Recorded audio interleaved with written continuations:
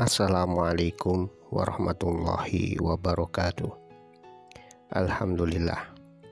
Alhamdulillahi ata'u bisultanihil mar'u min adabih wa sukhwatihin nafidhi amruhu fi samaihi wal ardih alladhi khalaqal khalqa biqadarih wa mayyazahum bi ahkamih.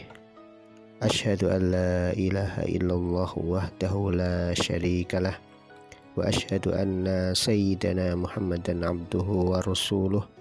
Allahumma salli wa sallim ala sayyidina Muhammad abdika wa rasulika nabil ummi wa ala alihi sahbihi ajma'in.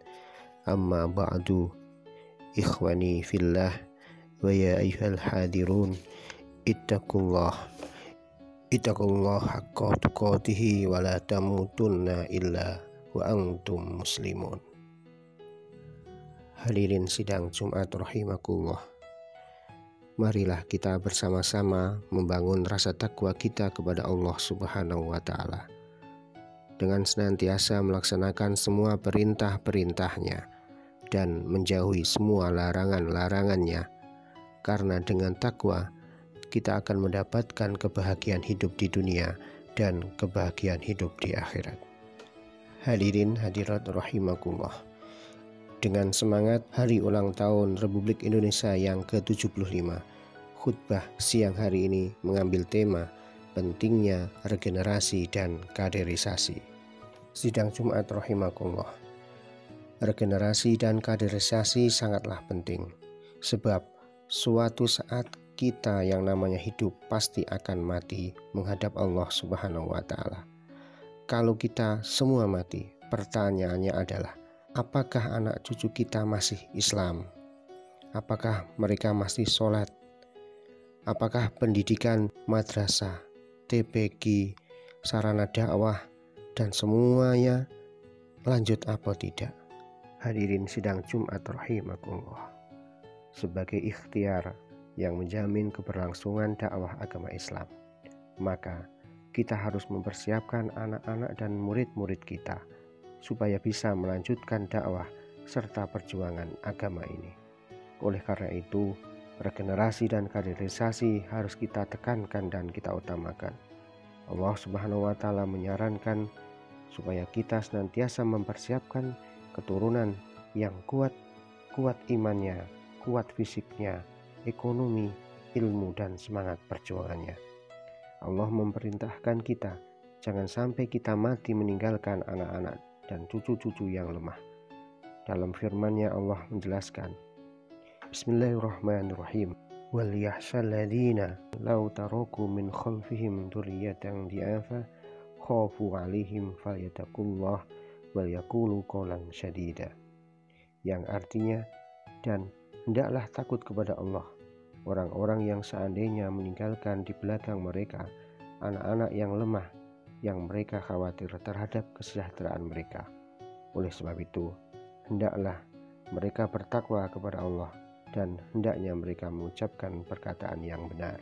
Quran Surat An-Nisa ayat 9. Lebih lanjut, Rasulullah SAW bersabda, Al-mu'minul qawiyyu khair wa ahabu ilallah minal mu'minin dhaif, yang artinya bahwa orang-orang mukmin yang kuat jauh lebih dicintai oleh Allah Subhanahu wa Ta'ala daripada orang mukmin yang lemah. Orang mukmin sama-sama baiknya, namun orang mukmin yang kuat lebih dicintai oleh Allah Subhanahu wa Ta'ala. Kaum muslimin muslimat rahimakumullah, ikhtiar untuk melahirkan generasi yang kuat dan bisa melanjutkan perjuangan menurut Islam, yakni pertama, melewati nikah secara syar'i. Jangan sampai ada di antara kita yang punya anak dan cucu tanpa lewat pernikahan. Kalau ingin anak cucu kita baik dan kuat imannya, soleh amal perbuatannya, harus lewat pernikahan yang diridhai oleh Allah Subhanahu wa Ta'ala. Yang kedua, Rasulullah SAW mengutamakan sisi keagamaan, akhlak dan kesolehannya dalam menentukan pilihan calon suami maupun calon istri. Alim dan kuat imannya, itulah yang jadi prioritas layak tidaknya menjadi calon menantu kita yang akan melahirkan kader-kader penerus perjuangan ini. Hadirin sidang Jumat rahimakumullah.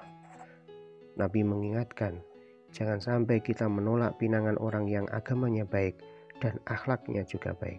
Sebagaimana dijelaskan dalam hadis yang diriwayatkan oleh Tirmidzi nomor 1084. Idza khotaba ilaikum man tardawna dinahu wa khuluquhu fajawijuhu ila taf'alu takun fitnatun fil ard wa fasadun kabir. Yang artinya, jika ada anak laki-laki datang kepadamu meminang putrimu, sekiranya anak laki-laki itu agamanya bagus, akhlaknya bagus, terima saja, nikahkan dengan putrimu. Jika tidak, justru kamu memilih calon lain yang lebih kaya tapi tidak sholat, maka akan terjadi kerusakan di muka bumi ini. Hadirin sidang Jumat rahimakumullah. Yang terakhir adalah luqmatul halal, supaya anak cucu kita baik, kuat imannya, sebagai modal bekal perjuangan, bekerja yang baik, mencari rezeki yang baik, maka makanlah dengan cara yang halal. Jangan makan kecuali makanan yang halal, jangan minum kecuali minuman yang halal. Kalau anak istri kita senantiasa diberi makanan yang halal dan berkah, insya Allah kelak akan menjadi kuat imannya, kuat Islamnya, dan ilmunya menjadi manfaat serta berkah. Muslimin muslimat rahimakumullah, inilah tanggung jawab kita sebelum kita mati. Pastikan anak cucu kita sholat, mengaji, dan mau mengurusi masjid atau musola. Kalau itu bisa kita lakukan, maka berbahagialah. Kita mati, tetapi agama tidak ikut mati. Madrasah, dakwah tidak ikut mati. Pesantren tetap berlangsung. Dengan begitu, kita sudah memperjuangkan Ihya Ulumuddin, menghidupkan agama Allah. Dan akhirnya, semoga kita termasuk golongan orang-orang yang telah mempersiapkan kader-kader penerus perjuangan agama ini dengan ridha Allah Subhanahu wa Ta'ala. Amin, amin ya Rabbal alamin. Bismillahirrahmanirrahim. Wal asr, innal insana lafi khusr illa alladziina amanu wa amilus solihati wa tawassaw bil haqqi wa tawassaw bis sabr wa qur rabbi ghfir warham wa anta khairur rahimin.